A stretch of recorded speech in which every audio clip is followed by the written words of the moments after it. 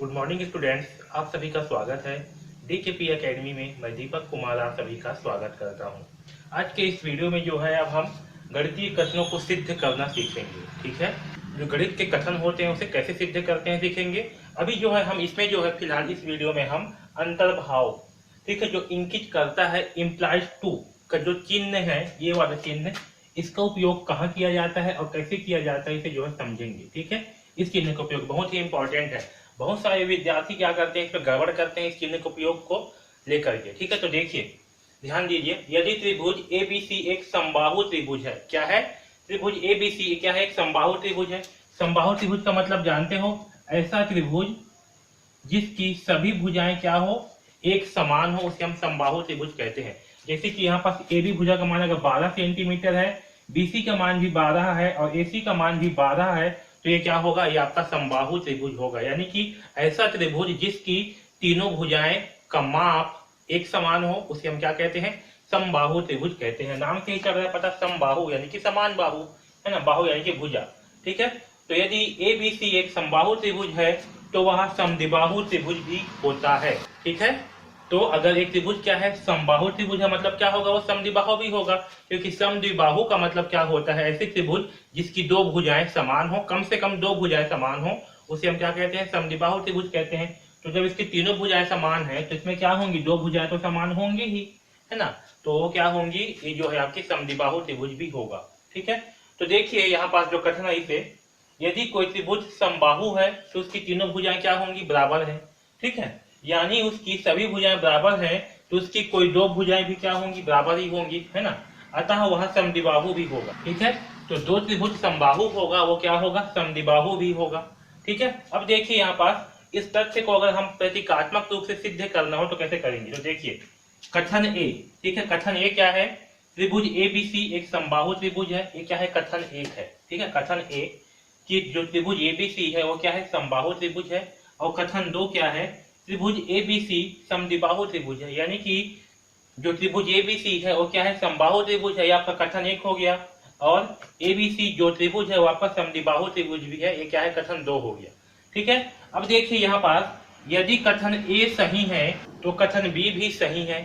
यानी कि अगर कोई त्रिभुज समबाहु त्रिभुज है तो वो त्रिभुज क्या होगा, आपका समद्विबाहु त्रिभुज भी होगा। यानी कि अगर यहाँ पर कथन ए जो है सही है, यानी कि कोई त्रिभुज एबीसी अगर समबाहु त्रिभुज है तो त्रिभुज क्या होगा, समद्विबाहु त्रिभुज भी होगा।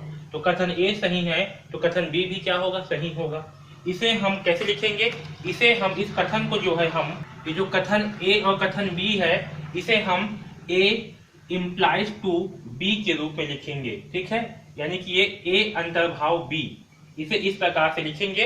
अब इसे हम कैसे पढ़ेंगे ये समझिए, इसे हम ऐसे पढ़ते हैं, यदि ए तो बी, इसका मतलब क्या है कि यदि ए जो है सही है तो बी भी सही है।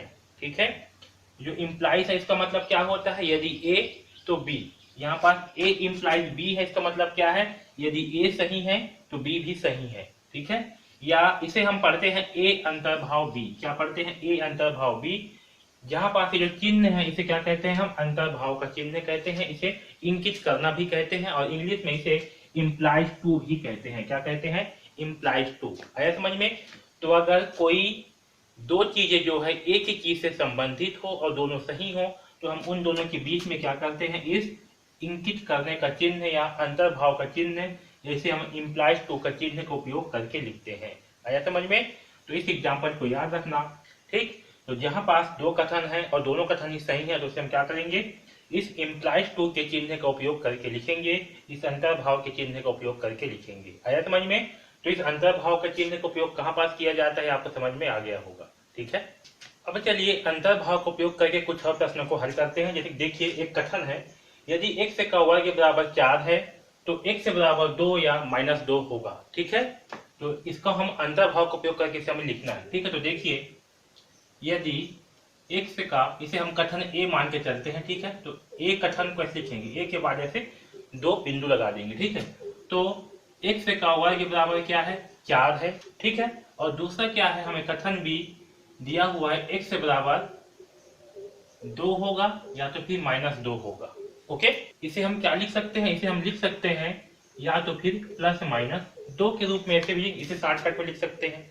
ओके, अब देखिए यहाँ पास हमें पता है कि हमें क्या पता है, हमें पता है कि यदि x के वर्ग का मान 4 है, ठीक है, तो यहाँ पर क्या होगा, x बराबर 2 या -2 होगा। ठीक है, ये बात हमें पता है। हमें क्या पता है कि x का वर्ग बराबर 4, तो x का मान क्या होगा, 2 होगा या फिर -2 होगा। यानी कि हम अगर x के स्थान पे 2 रखते हैं या -2 रखते हैं तो हमें क्या प्राप्त होगा, 4 प्राप्त होगा। आ रहा है समझ में? x का मान रख करके देखें इसमें, तो देखिए x का वर्ग बराबर क्या होगा, अगर x के स्थान पे रखते हैं 2 तो 2 का वर्ग है, और 2 का वर्ग का मान क्या होगा, 4। अगर -2 रखते हैं, -2 का वर्ग तो क्या होगा, -2 इंटू -2, इसका मान भी क्या आएगा, 4 आएगा। ठीक, तो अगर x का वर्ग का मान 4 है तो x का मान भी क्या होगा, 2 होगा या फिर -2 होगा। ठीक है, ये दोनों क्या है, सही है।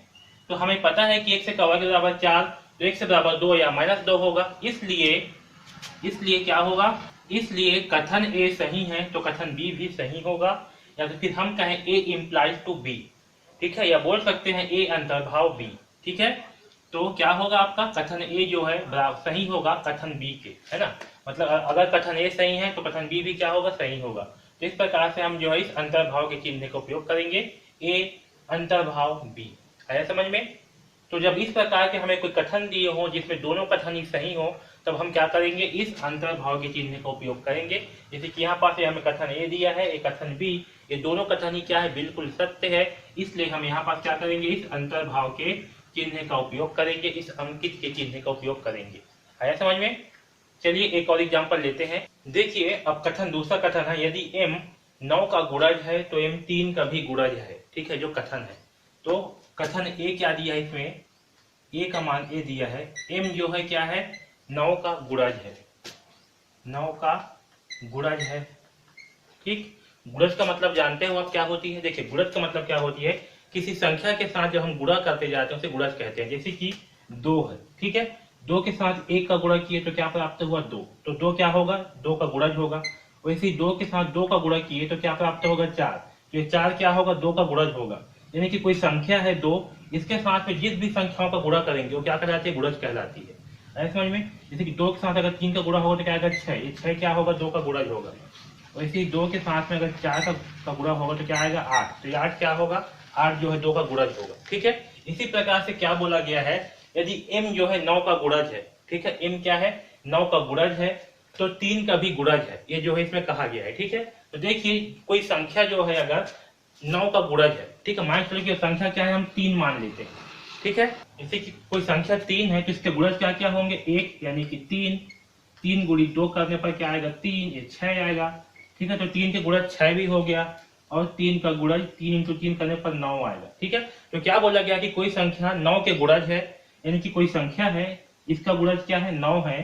ठीक है, यदि m जो है 9 का गुणज है, m या क्या है, 9 का गुणज है, तो 3 का भी गुणज होगा। मतलब कि जैसे कि अगर कोई संख्या है वो क्या है, 9 का गुणज है, ठीक है, 9 क्या है, इस संख्या का गुणज है, तो क्या 3 भी उसका गुणज होगा, तो क्या होगा, 3 भी जो है उसका गुणज होगा, है ना, 3 भी उसमें आ रहा है तो क्या होगा, 3 भी उसका गुणज होगा। है समझ में? तो देखिए कथन बी क्या है, कथन बी है m जो है 3 का भी गुणज है। ठीक, और देखिए ये जो है केवल इस 3 के में ही आएगा। ठीक है, अगर कोई संख्या जो है 9 का गुणज है तो क्या हो रहा है, उसमें 3 का भी गुणज होगा, वो संख्या जो है ना।